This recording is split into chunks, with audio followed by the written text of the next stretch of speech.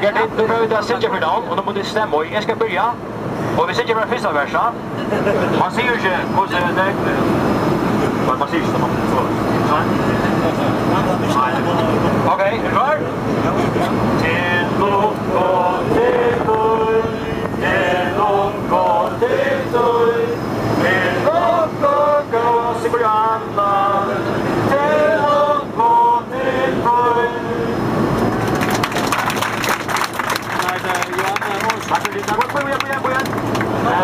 Vill jag bygga en kurva från Tors som vill göra det gott?